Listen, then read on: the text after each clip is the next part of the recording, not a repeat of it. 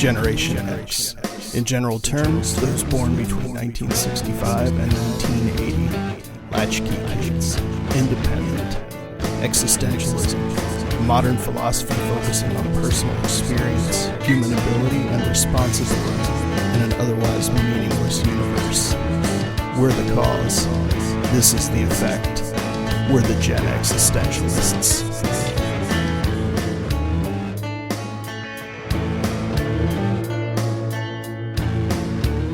Welcome into the Gen X-istentialists podcast. My name is Scott. And I'm Bunny. And we're here this week with our friend, John Hildreth. John, how you doing? I'm doing great. Glad to be back. Awesome. Thanks for being here. We love it when we have guests in because it adds that third leg to the stool. We're not just like flopping over and trying to get our stability. We've got somebody else to bounce our kooky ideas off of. As you know, the Gen X-istentialist podcast, we spin Mega Wheel the Magnificent over 1,300 questions on the wheel, and then we expound extemporaneously to get our answers from a Gen X perspective. And we are spinning Mega Wheel, and she's slowing. It takes her a long time because she builds up a whole lot of momentum. And here we go. Would you rather be really beautiful or really smart? Bunny. Really beautiful. I know you're going to ask why. Yes, why, please? Because I'm not. Because I want to step out of my comfort zone, as we mentioned a couple of episodes ago, and try something different. I want to see what it'd be like to play life on easy mode, because we live in an aesthetic world. People are very visual creatures. And not a lot of people appreciate the smartest of us, but almost everyone appreciates the most beautiful. So I would like to try that out. Try it on. So how about you, John? I think I'm going to have to go with the other one. If we're equating smart with liking to read books and think about things and seek knowledge and wisdom, I think I would just always be more interested in that than how I look. Yeah, I think I got to go with really smart too, because even if you are really beautiful, it's going to fade. And it's like anything else. You play life on easy mode for a little bit. You always have to bump up. You always have to move up a level. And the thing is really beautiful. It's kind of like that genie thing, like you rub the lamp and it's like, I want to be really beautiful. And the genie makes you a really beautiful squid. So if you're in the ocean, all the other squid are going to love you. But up here, everybody thinks you're hideous and grotesque. So I'm going to go with really smart there. See, I just assumed we're all really smart already. So why not try the opposite side? Flip the pillow, if you will. I think between the three of us, we're all smarter than the average bear. But when I hear really smart, I'm talking like, I don't know, Carl Sagan level of smart. Somebody that has grasped things about the cosmos that I'll never understand, that kind of thing. All right. So we will spin Mega Wheel of Magnificent again and see what we come up with. And this is always the best part for me because I get to see the questions and then try and picture how the guest, when we have one like we have with John, or just how Bunny's going to answer. This is going to be interesting. How do you balance the need for control with the reality of uncertainty in life? Not well. Would be the quick answer to that. I have come to discover if it's, I don't know if it's just genetic or if it's my astrological sign or what it is, but I am a huge control freak. I dislike flying because I'm not the one flying the plane. I dislike driving with people because I'm not the one driving us into head on into a semi.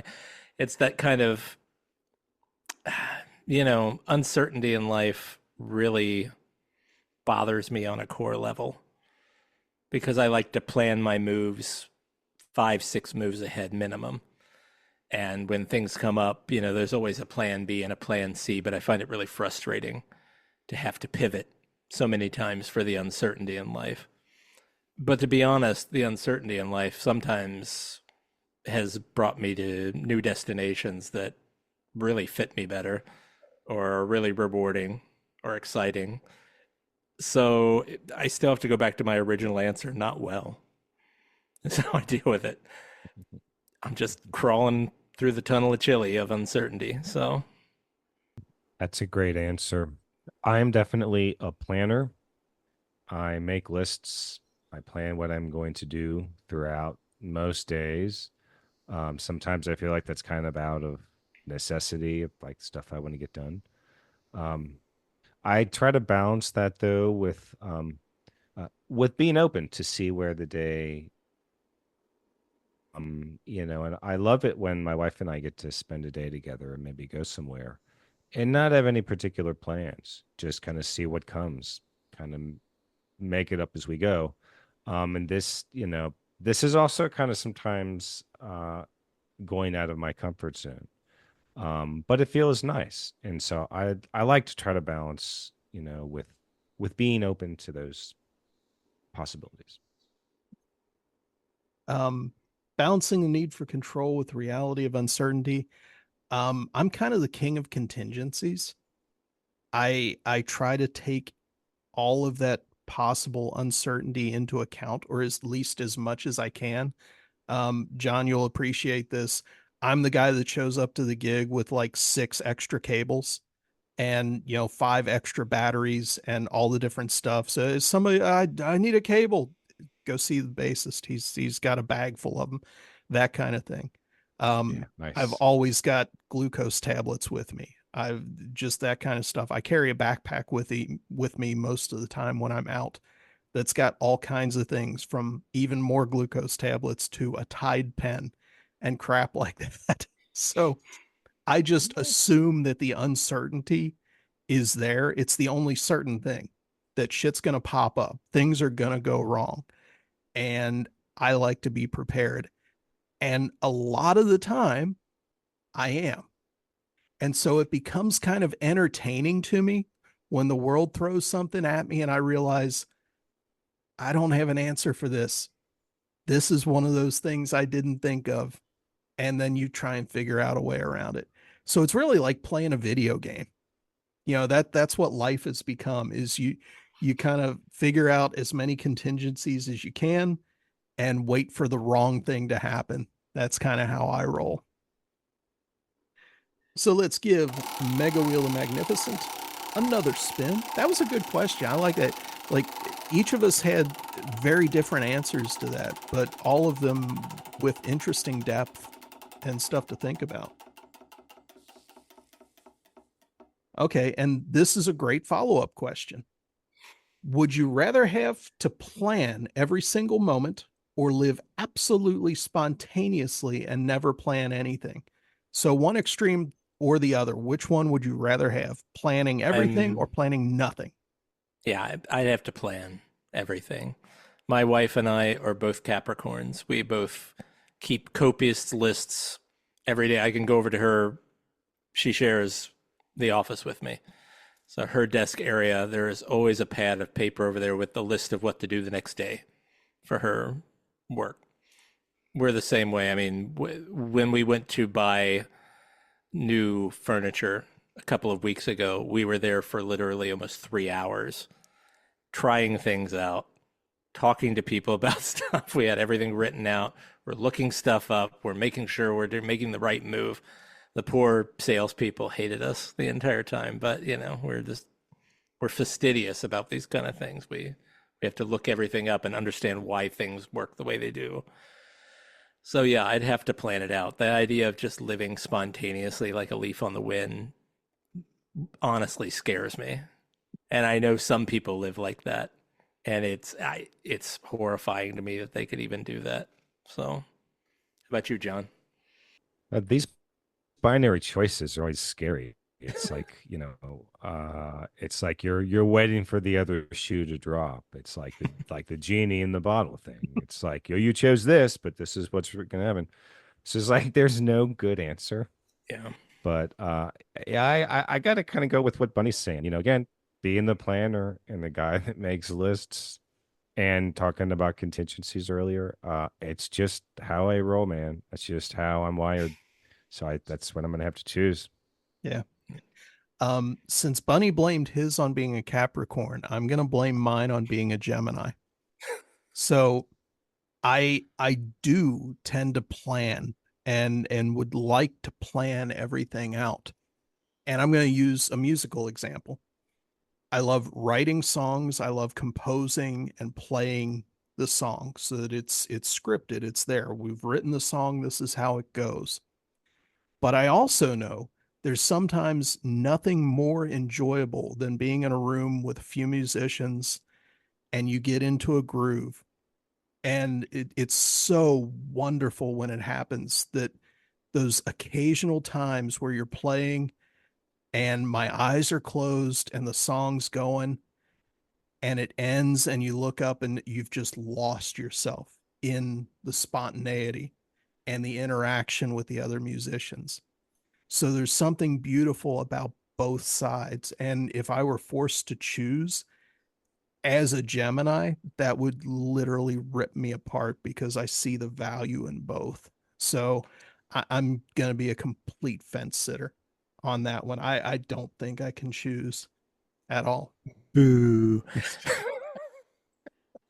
Well, it's back to the not really having a good choice at all. Yeah. So then exactly. I guess, I'm the Taurus, so I'm like the bull, being very steadfast and bullish in my planning. Yeah.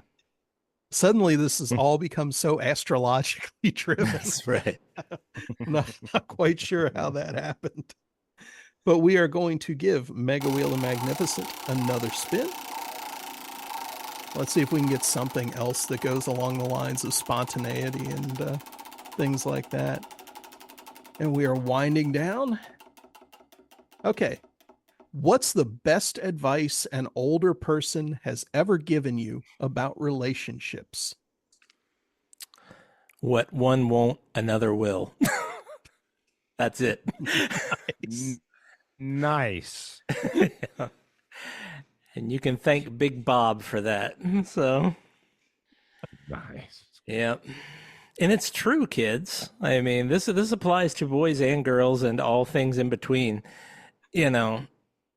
It's true. Don't feel like you have to settle. Don't feel like you have to beg, borrow, and steal. There's always somebody out there who's going to think you are the bee's knees. There's somebody out there that does that. I don't know, some diseased mind out there. So seek that diseased mind out. But yeah, what one won't, another will. John, how about you? That's really good. Good. That's really good. Thinking about advice an older person has given me about relationship. You have to have trust. If you don't have trust, you don't have anything. You bring that to the right person. And kind of echoing Bunny, that person's out there. There's someone out there like that. And so you have to have trust. It's kind of the foundation of everything. And something else I'll add to it is another piece of advice. It can be for relationships, but I think it can also just kind of be like a life advice thing. But I've certainly kind of thought of it in the context, of my relationship. When you have an older friend of mine used to remind me to say, "Don't worry, a way will open." I've always remembered that. I don't know that anybody older than me has ever actually given me advice about relationships. I mean, advice in the way that you guys are taking it. My mom and dad really loved my wife from the first time they met her. And it wasn't advice, but they hadn't really liked anybody else that I had ever dated. So it was very kind of telling to me, like, oh, okay, this is different. Maybe this is the right move. So it wasn't really advice, but in lieu of any actual advice, I'm going to give that as my answer to the question, as lame as it might be. So, you've just broken all the hearts of all your ex-girlfriends that are creeping and listening to this show. Well, that's fine. The 2 or 3 of them there are. I thought they loved me. Yeah. The old pictures are being torn in half. Exactly. I did leave, Lines are being drawn through the yearbook pictures. and that's fine. The worst I ever did to a picture, I had one of those school pictures of an ex with me, and I was out with some friends, and I wasn't drinking, but everybody else had beers and stuff. And I was getting ready to pay for like my food that night, and somehow her picture fell out. And everybody's asking her, who's that? Nah, blah, blah, blah, blah, blah. And I'm like, that's nobody. And I just dropped her in somebody's beer and left the picture there floating. There Yeah, you so go. that's how much I thought of That's them great. too. We will give Mega Wheel the Magnificent one more spin for this show and see what kind of wonderment she gives us. Okay. What movie title best describes your life? Bunny. Probably Revenge of the Nerds. I think it's self-explanatory. How about you, John? Revenge. So you implied there's revenge there.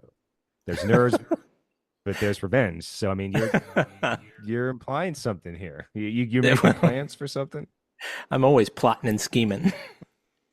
Panty raiding. Yeah. We have Bush. Oh my gosh. Yeah, okay. So yeah. Good times. Always having a fun time.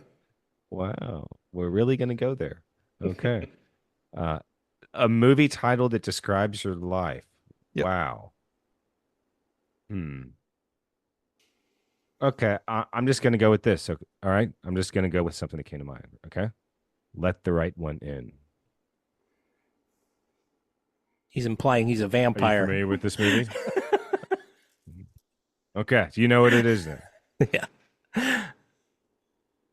Oh, Lord. But it's also kind of a commentary on like not fitting in and being socially awkward. So there it is. Nice. And vampirism, of course. Vampirism.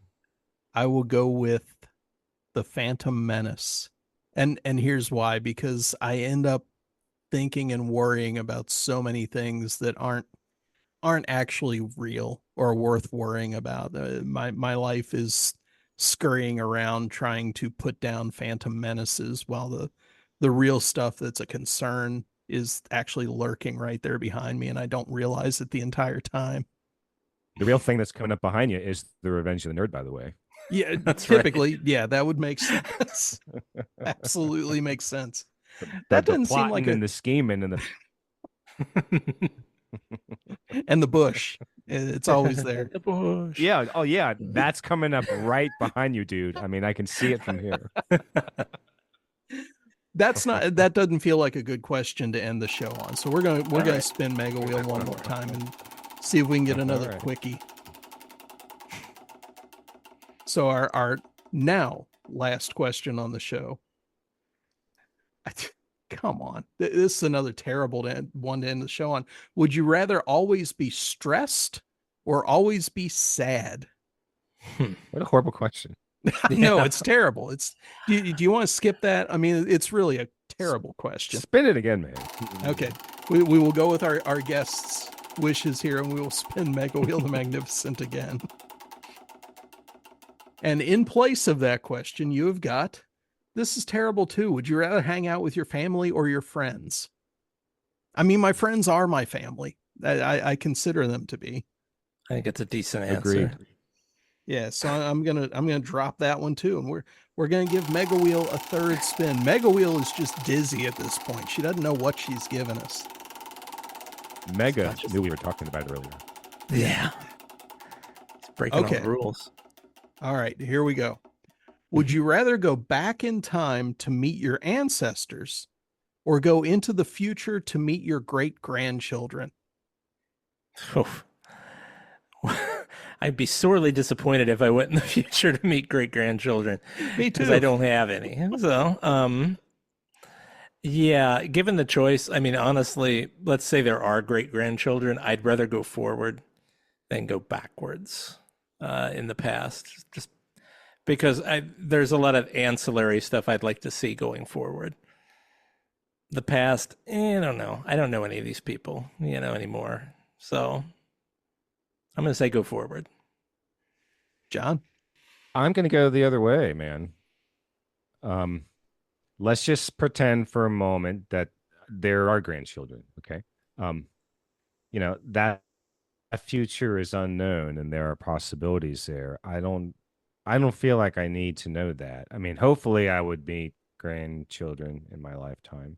But what might be really fascinating is to go back in time. If you could actually go back and meet ancestors, long ago family members, it might answer a few questions about yourself. It's Yeah. true. You might Absolutely. see like striking similarities. It's like, oh my God, that looks, just like, this person. That looks just like me. They're talking like me. They're cussing like me, They got all the same bad habits I do. Yeah. Yeah. I So would have yeah, to. that's my choice. Cool. Not having kids, it would be striking if there were great grandchildren in the future. So I would want to go back, and very specifically because like all everybody on my dad's line, like my dad when he was 40 looked like my grandfather did when he was 40. When I was 40, I looked like my dad and my grandfather did when they were 40. And so I would want to go back and see how far back that goes. But I would also want to go back because when I was a little kid growing up, and I've got kind of an odd last name. It's not like Smith. There aren't a lot of us out there. And you guys are the same. Your names aren't, common names. But I thought that like my little group, like grandfather, dad, me, we were the only ones. And I came to find out when I got older, no, grandpa had brothers and there were sisters too. They just weren't the most social. They didn't hang out a whole lot. And so like with Facebook, I've met cousins and other people along the family tree. And I want to go back and find out what the hell happened. Like, why are they antisocial? Were there any like fisticuffs or bust ups or anything? Why did that happen? In reality, I know it's just because we're antisocial. We don't like to go out. We don't like to hang out. And, family reunions, we're just like, nah, don't want to bother with that. But I'd like to go back and see how that happened because there are only a couple generations here in the US. And prior to that, they were in Europe. So I'd like to like jump generations and just go back as far as I can and see like what the hell actually happened and how it all ended up in me. Like how I'm the prime result of this odd genetic mess, Aren't you afraid of the Back to the Future conundrum though, where you're going to end up banging like a great great aunt that you didn't realize was your great great aunt? If I did, it would only make things better.